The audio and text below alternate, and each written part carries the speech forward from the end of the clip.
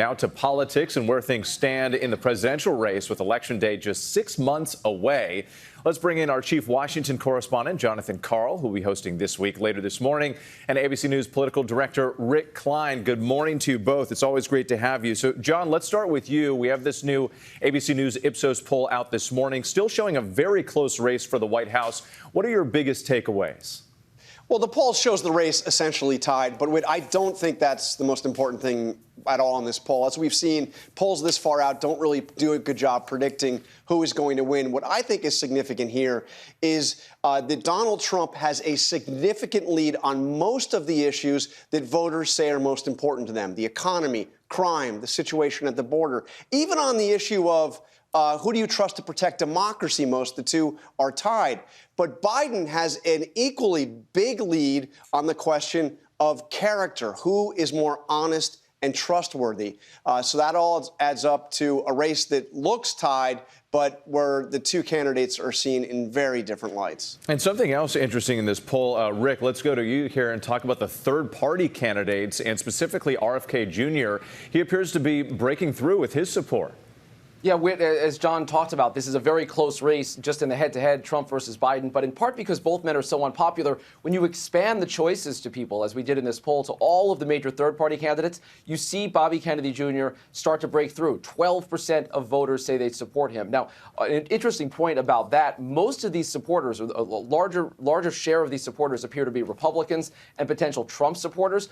Also interesting to me, Whit, some 3/4 of the people that say they're supporting Kennedy say they don't know much at all or just a little bit about his policy position. So there's a lot of reasons to think that those numbers can shift, even if he's able to get on the ballot everywhere, which is not a foregone conclusion. Typically, third-party candidates in this country have a really hard time breaking through. Yeah, and Rick, and turning to some of the key issues, what does this poll tell us about how the war in Gaza and the college protests could factor into the campaign?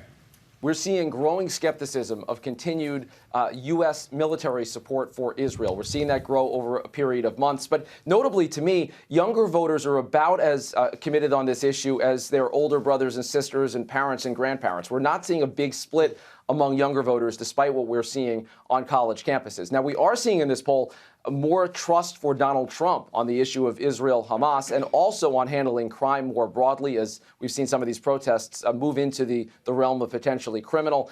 Bottom line here is that Democrats are more divided on this issue than Republicans, and that does appear to be a drag to some degree on President Biden's political support. And John, back to you here. Former President Trump spending much of this campaign season in courtrooms defending himself against criminal charges.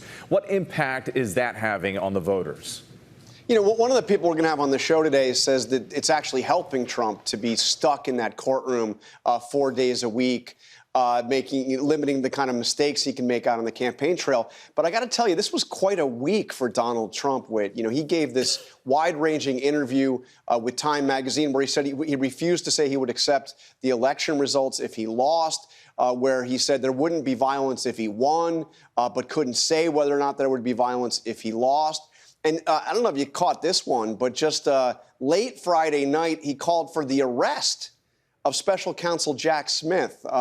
So some, shall we say, controversial statements from the Republican candidate. While he's stuck in court, there's less attention to what he's actually saying on the campaign trail. Yeah, and Election Day only 6 months away, but a lot can happen between now and then. John, Rick, thank you so much. We appreciate it. And remember to tune into This Week later this morning. John speaks with New York City Mayor Eric Adams and Senator Tom Cotton of Arkansas about the anti-war protests on college campuses and the state of the 2024 race, plus more from our ABC News Ipsos poll on the tight race between President Biden and former President Trump.